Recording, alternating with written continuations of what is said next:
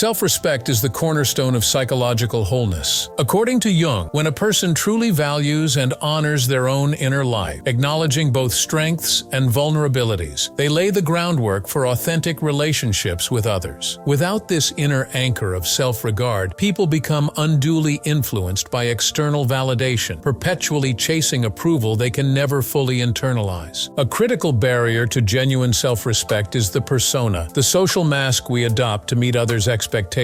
Jung described the persona as a necessary but limiting interface between our true self and the world. While a well-crafted persona can garner acceptance, an over-identification with this mask leads to a fragile identity. When external praise stops, the person feels exposed and unmoored because they have never grounded themselves in their own intrinsic worth. The antidote to persona over-identification is a disciplined process of self-inquiry. Jung advocated active imagination as a method of engaging directly with unconscious material, painting, journaling, or dialoguing with inner figures. Through such practices, the ego gradually learns to differentiate between genuine impulses and borrowed roles. This distinction fosters a deeper respect for the self that is not contingent on other people's imaginations. Another central Jungian concept is the self, the archetype of psychic wholeness. By honoring the self, an inner organizing principle, we recognize that our conscious identity is part of a much larger psychic economy. Respecting the self means learning to trust one's intuition, creative sparks, and moral convictions, even when they conflict with prevailing social norms. In this way, self-respect aligns the individual with their unique path of growth. In everyday life, self-respect manifests as ethical self-treatment, refusing to tolerate abuse, standing up for one's values, and cultivating self-care routines. Jungians often emphasize the importance of inner dialogue, where one listens compassionately to feelings of fear or inadequacy rather than dismissing them. Such compassionate attention gradually builds a resilient self-relationship, one that does not crumble at the first sign of criticism. Effective self-respect also requires regular boundary setting. Whether in career decisions, friendships, or family interactions, clear limits signal to others that one's time, energy, and values are not for bargaining. Jung noted that healthy boundaries are reflections of a strong ego capable of differentiating between self and non-self. When we practice saying no without guilt, we reinforce our own dignity. A final point is the communal dimension. Self-respect ripples outward. As individuals own their voices and needs, communities grow richer in diversity and mutual support. Jung believed that the individuation of one person contributes to the collective individuation of society at large. When we model self-respect, we invite others to see and honor their own intrinsic value. One powerful exercise to deepen self-respect is dream journaling. Each morning, record your dreams in a notebook without filtering or censoring. Over weeks, patterns emerge, recurring symbols, settings, or figures. Jung taught that dreams bypass the social mask and speak directly from the unconscious. By attending respectfully to these nocturnal messages, rather than dismissing them as random, you affirm the value of your inner life and cultivate trust in your own psyche's guidance. Active imagination extends this work into waking hours. Choose an image from a recent dream or a spontaneously arising fantasy. A wise old woman, a roaring animal, a locked door. With pen or paintbrush in hand, dialogue or depict the image as if it were a separate being. Ask questions. What do you want me to know? Then listen or let your hand move. Even if the responses seem strange, they're precious data from your deeper self. Over time, you'll notice that honoring these internal figures builds your capacity to respect all facets of your personality. Consider the case of Anna, a corporate manager who felt perpetually anxious about her performance. She presented a polished competence at work, her persona, but battled chronic self-doubt. In Jungian psychotherapy, Anna began exploring her shadow by writing letters to the anxious part of herself, giving it a name, Little Anna, and allowing it a voice. Gradually, she realized that her fear of failure was rooted in childhood messages that only perfect achievement garnered love. Integrating this insight, she started setting realistic goals, congratulating herself on progress rather than perfection, and found her overall self-regard rising. Her colleagues noticed she no longer overworked herself to prove her worth and treated her with more genuine respect as a result. Working with archetypes can also reinforce self-value. For example, invoke the hero archetype when you need courage to assert a boundary. Imagine yourself donning the hero's armor. Speak up in the meeting, decline the extra project, or communicate your emotional needs to a friend. Then, after the act, reflect on on how it felt. Did you shrink back or did you stand firm? Each small step aligned with an empowering archetype strengthens your belief in your own agency and worth. Self-compassion is another cornerstone of self-respect. When you falter, miss a deadline, snap at a loved one, pause and ask, how would I comfort a friend who made this mistake? Then offer yourself that same kindness. Research in psychology shows that self-compassion reduces shame and fosters resilience. Jung would say you are simply acknowledging the human commonality of suffering, thereby deepening respect for your shared humanity. In daily life, cultivate micro-rituals that honor your body and mind. A brief morning stretch to greet the day, a midday pause to notice your breath, or an evening reflection on 3 things you did well. These small acknowledgments are not narcissistic indulgences, but vital affirmations that your life and actions matter. Ultimately, self-respect is both a journey and a destination. It requires patience, curiosity, and a willingness to encounter parts of yourself you might rather avoid. Yet each step you take toward honoring your inner experience ripples outward, transforming not only your relationships but also the broader web of community to which you belong. Healthy partnerships of all kinds, romantic, familial, or platonic, depend on both individuals maintaining a clear sense of self. Without self-respect, one tends either to become hyper-compliant, overly accommodating, afraid to assert needs, or hyper-reactive, quick to anger or withdraw when boundaries are crossed. Assertive communication. Cultivating self-respect means learning to express desires and limits directly yet compassionately. Instead of implying, hinting, or using passive-aggressive tactics, practice clear I statements. I feel overwhelmed when plans change at the last minute. I need a heads up at least 2 hours before. By naming feelings and needs, you honor your inner experience and you give the other person the opportunity to respond respectfully rather than defensively. Mutual accountability. In a respectful relationship, each person takes responsibility for their actions and holds the other accountable without shaming or blaming. If someone crosses a boundary, self-respect empowers you to say, when you did X, it felt like my time wasn't valued. Please consider that next time. This directness fosters trust. The other person knows exactly where you stand and can adjust their behavior accordingly. Emotional resonance. Jung emphasized the importance of empathy, not simply mirroring another's state, but feeling alongside them while preserving one's own center. Self-respect allows us to resonate with a friend's pain or joy without being overwhelmed. We absorb the emotion, acknowledge it, and return to our own ground, ready to support rather than be consumed. Self-respect in professional life. In career contexts, self-respect manifests as integrity, professional boundaries, and a willingness to align work with deeper values. Where self-respect is lacking, one may overextend, accept unethical demands, or suffer imposter syndrome. Value-driven decision-making. Map out your core professional values, such as creativity, collaboration, social impact, or financial security, and use this map as a touchstone when opportunities arise. If a project conflicts with your ethics or requires compromising your well-being, self-respect gives you the courage to decline, even at short-term cost. Negotiation with dignity. Whether discussing salary, project scope, or workflow processes, negotiating from a stance of self-respect means knowing your worth and being prepared to articulate it. Enter talks with research, clarity about your contributions, and a non-negotiable minimum. If the counteroffer falls below that line, walk away, trusting that your skills merit fair treatment. Managing imposter feelings. At times, achievements can trigger the specter of imposter syndrome, the nagging sense that one is fraudulently occupying a role. Jungians would trace this back to an underdeveloped relationship with the ego. One's own accomplishments remain dissociated from conscious belief. Combat imposter feelings by compiling an achievement log, a running list of successes, positive feedback, and milestones. Review it weekly. By bringing these accomplishments into conscious awareness, you reinforce the ego's recognition of real competence. Creativity and self-respect. The creative process, whether in art, writing, design, or innovation, demands both vulnerability and conviction. Without self-respect, creators either abandon their vision at the first sign of critique or cling doggedly to a faulty idea out of fear that any departure reflects personal failure. Cultivating the creative persona. Jung described the artist persona as the mask that interfaces with the audience. A balanced creative persona presents work confidently while remaining open to growth. To strengthen this persona, set aside time each week to share work in progress with a trusted peer group, inviting feedback without defensiveness. This routine affirms your right to be seen and heard, and it equips you to navigate external responses without collapsing. Dialoguing with the inner critic. We all harbor an inner critic that questions whether our creations are good enough. Using active imagination, invite this critic into dialogue. Picture it as a small, nagging figure and ask, "What is my purpose?" Listen and then negotiate terms. Perhaps you agree to hear its concerns, but not to let them veto a piece without concrete evidence. Through repeated encounters, you teach the critic to shift from a tyrant to a guide, thus preserving self-respect even when the work is imperfect. Honor the creative cycle. Creativity moves in cycles of inspiration, execution, and rest. Self-respect entails honoring each phase. Resist the urge to push through burnout and allow yourself downtime to replenish inner resources. Schedule regular creative sabbaticals where you explore new media, visit museums, or simply daydream. Recognizing rest as integral to productivity reinforces self-worth beyond mere output. Advanced Jungian practices for deepening self-respect. Beyond foundational exercises, there are more advanced methods to fortify self-respect at the core of the psyche. Amplification of archetypal symbols. Identify a personal archetype you resonate with, such as the sage, the alchemist, or the warrior. Research its mythological and cultural manifestations, then journal daily on how this archetype shows up in your life. By amplifying its presence, you integrate potent qualities, wisdom, transformation, courage, into your identity, expanding the ego's sense of capability and honor. Mandala drawing for inner centering. Jung revered mandalas, circular symmetrical drawings, as representations of the self. Create a mandala by allowing spontaneous shapes and lines to emerge, then fill them in with color or shading. This practice, performed over weeks, fosters a felt sense of wholeness. As the emerging form becomes a constant companion, you develop a kinship with the self that undergirds self-respect. Ritualized self-consecration. Design a personal ceremony that marks commitment to self-respect. It might involve writing a pledge and reading it aloud before a symbolic fire, or gathering meaningful objects on an altar. Ritual taps into the unconscious relationship with the sacred, sending a clear message. From this moment forward, I honor myself. Revisit this ritual at key life transitions, new job, relationship milestone, or crisis, to renew your inner covenant. Shadow integration workshops. In group settings guided by a Jungian facilitator, participants explore projections and repressed material through role play, active imagination, and group sharing. By witnessing others' shadows and owning one's own, one learns that unacknowledged traits are universal human experiences. This collective recognition dismantles shame and fortifies self-respect through solidarity. Measuring progress and maintaining momentum. Self-respect is dynamic. Its development requires ongoing attention. To gauge your growth, self-respect inventory. Create a checklist of behaviors: speaking up for yourself, declining when overwhelmed, acknowledging achievements, honoring rest. Rate yourself weekly. Celebrate improvements and set gentle goals where gaps remain. Reflective dialogues. Schedule monthly self-interviews. Record audio or video as you discuss your relationship with self-respect, what obstacles emerged, what victories you noticed, and how your interactions have shifted. Reviewing these interviews over time yields a vivid portrait of evolving self-regard. Accountability partnerships. Partner with a friend or mentor committed to psychological growth. Share your self-respect goals and meet regularly to report successes and challenges. External support structures reinforce internal commitments, reducing the risk of relapse into old patterns of self-dismissal. Through these layered practices, spanning dreams, art, relationships, career, ritual, and peer engagement, you weave self-respect into the very fabric of your psyche. As Jung insisted, the journey of individuation is not simply an isolated quest, but a necessary contribution to the collective unfolding of humanity. Each individual who strengthens their inner authority models a new paradigm of mutual respect and shared dignity. In this way, honoring oneself becomes a revolutionary act that reshapes both personal destiny and the broader world. In deepening our journey into self-respect as articulated by Jung, we turn now to the interplay between personal conscience and cultural context. As individuals, we both shape and are shaped by the moral and aesthetic values of our families, communities, and societies. True self-respect requires the courage to question inherited norms that conflict with our inner conviction, even when doing so entails social friction. Consider the case of David, who grew up in a family where academic achievement was valorized above all else. His unconscious collusion with this archetype of the scholar led him into a successful but unfulfilling career in finance. Behind the facade of competence lay a resentful inner voice, David's own creative self, urging him to pursue writing. Jungian analysis helped David recognize that his lack of self-respect was rooted in a split between his family's collective values and his personal call to artistic expression. By gradually honoring his writer's voice, through daily journaling and attending a local storytelling group, he rebalanced his allegiance to both the scholar and the creator archetypes, thus reclaiming a more authentic path and higher self-regard. Another critical dimension is the body-mind dialogue. Modern Western culture often privileges the intellect over somatic wisdom, yet Jung understood that the body is a vessel of unconscious knowledge. Engaging bodily practices such as yoga, dance, or martial arts can awaken the instinctual layer of the psyche and foster a deep respect for one's physical presence. When we treat our bodies as mere vessels to endure or instruments for external goals, we betray an essential aspect of our being. Conversely, ritualized movement invites us to honor sensations, rhythms, and boundaries, embedding self-respect in corporeal experience. The role of ritual and symbolic action. Across cultures and epochs, humanity has used ritual to mark transitions and consecrate values. Jung saw ritual as a bridge between the conscious ego and the transcendent self. To bolster self-respect, one might design personal rites that integrate meaningful symbols. For example, threshold rituals. Identify a personal liminal space, your front door, a particular tree, or a corner of your apartment. Stand before that threshold. Take 3 mindful breaths and speak aloud an affirmation of your worth. I claim my right to speak my truth. Over days and weeks, this simple enactment reinforces your capacity to cross thresholds of fear into self-honoring action. Symbolic offerings. Drawing from alchemical symbolism, create a small altar with objects that represent qualities you wish to cultivate. Perhaps a feather for lightness, a stone for resilience, or a candle for insight. At dawn or dusk, offer a brief silent gratitude for these qualities in yourself. The act of symbolic giving underscores the reciprocity of self-respect. We both receive and bestow honor upon our own being. Integration. Ceremonies. After completing a significant inner work, such as completing a shadow dialogue or finishing a dream journal cycle, organize a personal integration ceremony. Write your insights on parchment. Read them aloud. Then place the paper in water or fire, safely, observing the transformation as a tangible enactment of psychic alchemy. Navigating cultural and collective pressures. Jung's concept of the collective unconscious reminds us that we swim in a psychic sea of inherited archetypes and cultural scripts. During times of social upheaval or rapid change, the friction between personal conscience and collective demands intensifies. Maintaining self-respect amid such pressures requires both discernment and solidarity. Discernment. Practice noticing when your judgments and desires align with an archetypal pattern, such as the martyr, the revolutionary, or the savior. Ask yourself, is this impulse truly mine, or am I unconsciously embodying a collective drama? By pausing to differentiate between authentic needs and archetypal mandates, you guard self-respect against co-optation. Solidarity networks. Seek out communities or mentor relationships that honor individual boundaries and encourage inner exploration. Whether a Jungian study group, a writing circle, or a mindful movement class, such networks provide a counterweight to mainstream narratives that may undermine self-value. In mutual recognition, members catalyze each other's self-respect and capacity for individuation, cultivating an inner moral compass. Self-respect is inseparable from the sense of moral agency. Jung placed great emphasis on conscience as an innate ethical compass, distinct from socially imposed morality. Conscience, in Jung's view, emerges from the dialogue between the ego and the self, revealing unique moral imperatives. To strengthen this compass, ethical journaling. Maintain a log of decisions where you felt torn between convenience and integrity. Record your thought process, choice, and aftermath. Over time, a pattern of aligning with conscience deepens self-trust. Dream ethics. In dreams, themes of betrayal, sacrifice, or redemption often surface. When a dream scenario confronts you with moral ambiguity, record it and reflect on your felt response. What choice in the dream resonated as right? This exercise enlists the unconscious in clarifying your personal ethics. Embodied conscience. During moments of moral decision, small or large, tune into bodily signals. Notice if your chest tightens, your breath catches, or warmth spreads. The body often signals alignment or dissonance with conscience before the mind catches up. Responding to these somatic cues with curiosity and respect strengthens your integrated moral sense. Expanding into creative expression, finally, self-respect blossoms when we extend our inner authority into the world through creative contribution. Whether we write a poem, launch a community initiative, or mentor a colleague, bringing our unique gifts forward affirms our worth. Jung's archetype of the alchemist models this transformation, taking inner base materials, raw raw emotions,